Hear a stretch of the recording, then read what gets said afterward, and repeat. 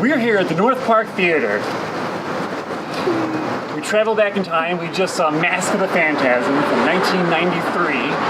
And we're here on a sidewalk because we are... a sidewalk critics. Curbside stuff. Not to be confused with a lot of critics. No. Yeah, we're different. Yeah.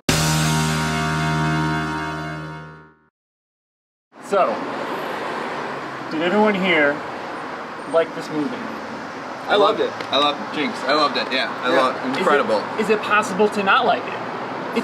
I don't think so. This is a little different from our other reviews because this is something that just came out. It's a classic. It's beloved. Mm-hmm. There's not really a question of whether or not it's going to stand a test of time because it's over 20 years old. But yeah, it's great. Yeah, and I've seen it multiple times before, so seeing it on the big screen for the first time was phenomenal and just exciting to see and enjoy characters in this. For those who are familiar, Batman animated series, everything falls in line very similar with Commissioner Gordon, Harvey Bullock. Then there's the Phantasm, the character that steals the show because of its mystery, its unknown, it's just a really cool villain, or is it? Just a very interesting character and meshes well with Batman and what he's all about, and it's just a very cool, story that brings the animated series that we all love and the characters from that onto the big screen.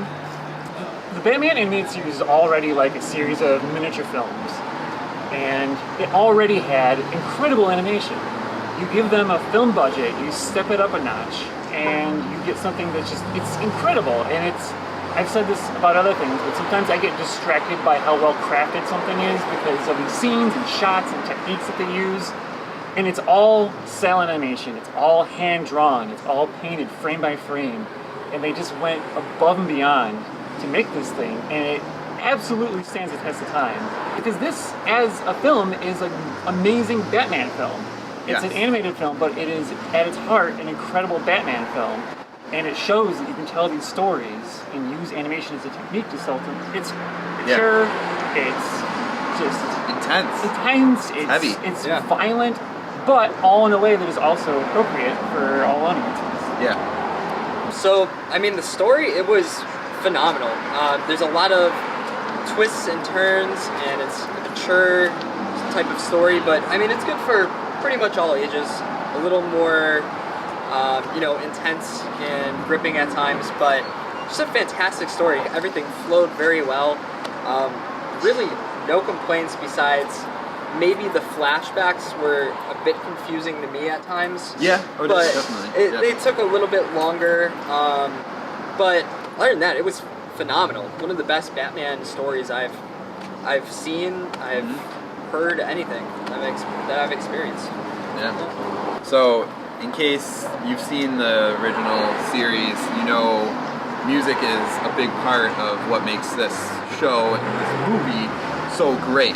And you have the opening scene, which we actually got, a tease of, again, the opening scene from the original series, that's just so, crash in your face, good rhythm, dark tones, and you feel Batman. The music is made for Batman, and I think that's what made the series so mature at the time, and it's what makes this one even more mature, I think. Mask of Phantasm, you had this operatic jam, this, dark, deep heaviness that you felt with the movie. You felt the tone, you felt everything. I would recommend this movie to literally everyone.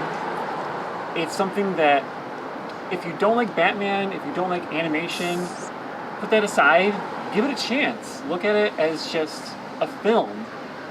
And it's such an amazing, it's a masterpiece. It's the craftings of so many people over so many years all working together to make this one film that has lasted and endured and influenced so many things.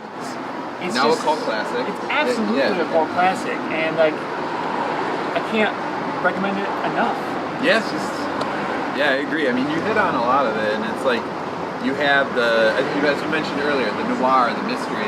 There's definitely interesting themes in this movie that are an inspiration to other movies and pulled from other movies. Oh, yeah. Especially like the other Batman movies. So even if you didn't watch the animation or care about the animation, if you love, say, like Batman Begins or Dark Knight and like the Tim Burton Batman, everything that those movies bring, this one has it. And you know, maybe you could say Tim Burton inspired some of this, and this inspired some of Batman Begins, and Oh, for sure. definitely. Okay.